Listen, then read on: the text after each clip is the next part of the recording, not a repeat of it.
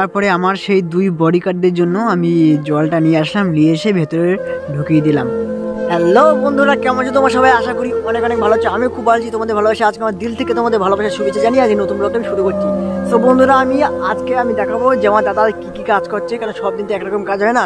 তো আজকে আমি দেখানোর জন্য আমি আজকে বাড়ি থেকে চালু করতে পারিনি ভিডিও। তো সকাল থেকে আমি মায়ের সঙ্গে খাচ্ছিলাম বলে আমি ভিডিওটা স্টার্ট করতে পারিনি। 8:30টার সময় আমি ভিডিওটা চালু করলাম। তো চলো আমি দেখাবো যে কীভাবে আমার দাদা কাজ করছে এবং কী কাজ করছে আজকে সেটা আমি দেখাবো। তো চলো স্টার্ট করছি ভিডিও। এখন কি চালু করছে ক্যামেরা। তো বন্ধুরা, আজকে আমি সকাল সকাল ঘুম থেকে উঠে পড়েছিলাম।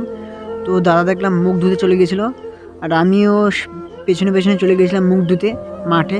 তো মাঠ থেকে বাড়ি এসে দেখলাম যে মা ঘর ঝাড় দিচ্ছিলো, আর ঘরে অনেক ময়লা পড়েছিল, কেন প্রতিদিন তো ঝুল টুল হ্যান ত্যান অনেক কিছু পড়ে, ওই জন্য ঘরটা ভালো করে ঝাড় দিচ্ছিলো, কেন এত নোংরা হয়েছিল। তারপরে আমি চলে গেলাম বাইরে গিয়ে আমার সেই 2 বডিগার্ডদের খাবার দিয়েছিলাম, যেহেতু ওরা ম্যাশ ছাড়া কিছু খায় না। তো আমি প্রথমে জলটা বলে দিচ্ছিলাম, কেন জলে খুব নোংরা হয়েছিল বলে জলটা বল দিয়ে তারপরে আমি আবার জলটা আনতে গিয়েছিলাম। তো জলটা এনে আমি ওদেরকে আস্তে আস্তে ভেতরে দিয়ে দিয়েছিলাম। তারপরে দেখলাম যে ম্যাশ নেই, তো ম্যাশটা আবার ঘুরে গিয়ে ম্যাশ আনতে হলো। তারপরে আমি ভাবলাম যে এটা ফাঁকি আছে, একেবারে ঢুকিয়ে দিই মানে ডোবের ভেতরে, তারপর ডোবে থাক, তারপর আমি ম্যাশটা আনতে যাই। তো আমি ম্যাশ আনতে ভুলে গেছিলাম বলে আবার ভেতরতে বের করলাম, ভেতরতে বেছে না আমি গিয়ে ম্যাশটা আনতে গেলাম। তো ম্যাশটা নিয়ে চলে আসার পরে তো আমি ওরা ম্যাশ দেখতে ছোটাছুটি আরম্ভ, যে কখন খাবে। ওই জন্য ম্যাশ তাড়াতাড়ি আমি দিয়ে ওদেরকে ভেতরে পুড়ে দিলাম, যে যা ভেতরে গিয়ে খা। আর এদিকে মা দেখলাম যে বাসন মাজা স্টার্ট করে দিয়েছে।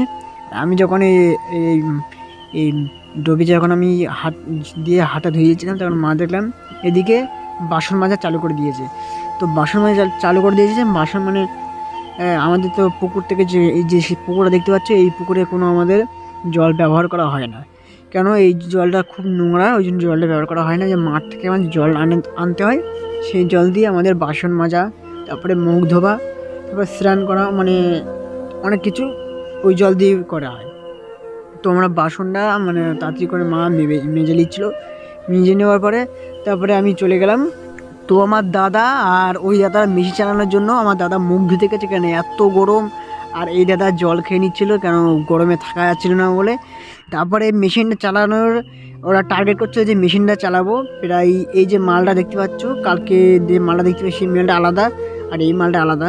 তো এই মালটা গুঁড়ো হতে বেশিক্ষণ টাইম লাগে না, সেই গুঁড়ো হয়ে যায়। ওই জন্য এই দাদারা আস্তে আস্তে মালটা ছিল, কেন আস্তে আস্তে দেওয়া মানেই তাড়াতাড়ি স্পিডে মাল এগুলো ভেঙে যাবে, এগুলো নর্মাল, এগুলো ভেঙে যাবে। ওই জন্য যদি একজন চাপারে একজন মাল দেয় তাহলে খুব কষ্ট হবে। তো বন্ধুরা, এই ভিডিওটি তোমার যদি ভালো লাগে তাহলে প্লিজ একটা সাবস্ক্রাইব করে পাশে বেল আইকনটা প্রেস করে দাও, যেন নতুন ভিডিও আমি আপলোড করবো তো তোমাদের কাছে যেন নোটিফিকেশনটা আগে পৌঁছায়। আর ভিডিওটা ভালো লাগলে একটা লাইক করো, আর কমেন্টে বলো যে আমার দাদা কত কষ্ট করে এই কাজ করছে, তো প্লিজ আমাদের সাপোর্ট করো।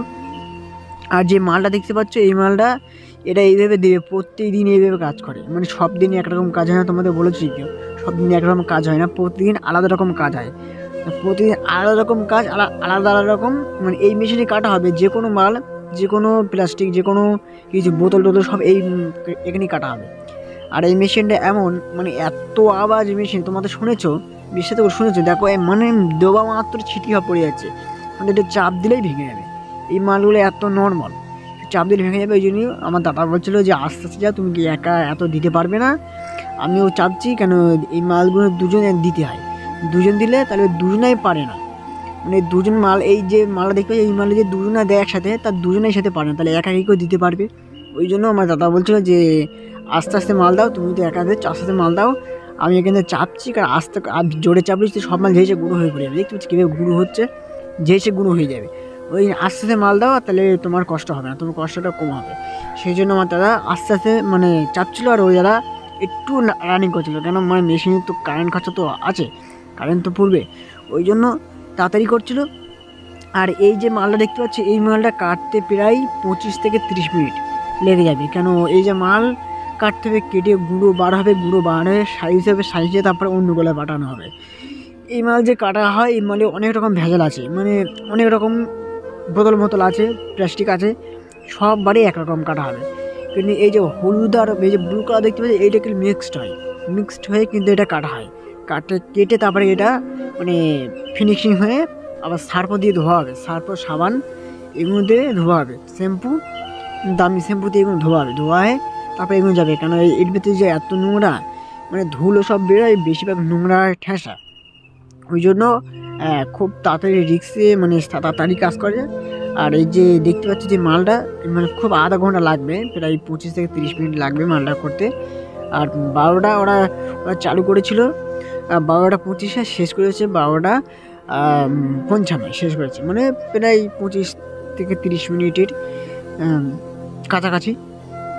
আর এখানে তোমার যখন এটা শেষ করবে, শেষ করার পরে মেশিনটা প্রায় আধা ঘন্টা মতো চলবে, এই আধা ঘন্টা বলছি, প্রায় 10 মিনিট পর্যন্ত মেশিনটা চলবে, কারণ মেশিনটা রানিংয়ে ছিল, সেই রানিংয়ে তো অফ হবে। তো এইভাবে প্রতিদিন মাল দেবে। তো আমার দাদা, মানে ও দাদা মাল দিতে পারছিল না বলে তারা লেবে মালটা দিয়ে দিচ্ছিলো।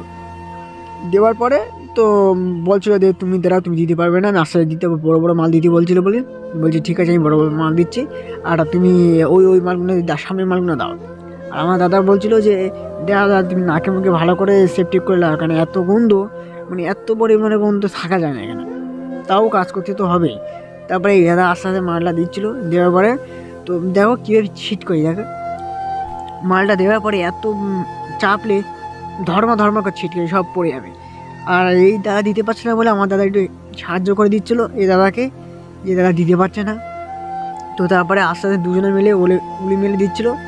তা দেওয়ার পরে দেখছি যে মালটা বেশি তাদের কেটে যাচ্ছে, ওই কাক কেটে যাচ্ছে বলে তো আস্তে আস্তে বলছিল দাঁড়াও আমি লাগছি তোমার সাথে, কেন তুমি তো একা পারবে না, দুজন মাল দিয়েও পারে না, তা তুমি একা পারছো না, আমি যাচ্ছি।